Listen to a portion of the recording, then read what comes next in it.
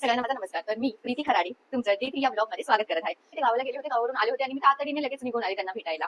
कारण की मीच त्यांना कॉल करून बोलून घेतलेलं की या लवकर, मला करमत नाही, असं नाही तसं नाही. ते पण लगेच आले होते.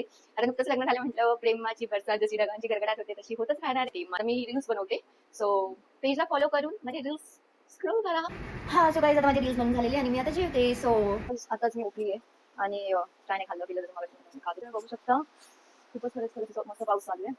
सो गाईस, माझा प्लॅन फेल झाला आहे बटाटे भजी वगैरे सगळं बनवायचं, कारण की त्याचा मसाला होता आणि त्यांना म्हणलं की साबुदाण्याची खिचडी खावीशी वाटते. सो गाईस, मी माझ्या नवऱ्याबरोबर बोलत होती, सो मला ब्लॉग कंटिन्यू नाही करता आला. ह्याच पिरियड मध्ये जेव्हा मी त्याच्याबरोबर बोलत होती, मी बटाटे उकडून घेतलेले आहेत आणि ही चटणी बनवून घेतली आहे साबुदाण्याच्या वड्यासाठी. साबुदाण्याचे वडेच बनवते कारण की पीठ जरा मी जास्तच भिजवले म्हणून. आणि सो गाईस, माझ्या नवरा आले कामावरून आणि त्यांनी काम चालू केले आणि मी त्याच्यासाठी मस्त मस्त जेवण बनवून त्याला वाटते. आणि हीच लोक बोलतात, हीच लोक अशी बोलतात, काय काम करते पोरी, काय काम करते. सो आता तळते मी बटाटे वडे. बघितलं, आले लगेच. मिरची टाकायची विसरली काय, एवढ्या मिरची टाकल्या तरी पण ह्यांना मिरची पाहिजे.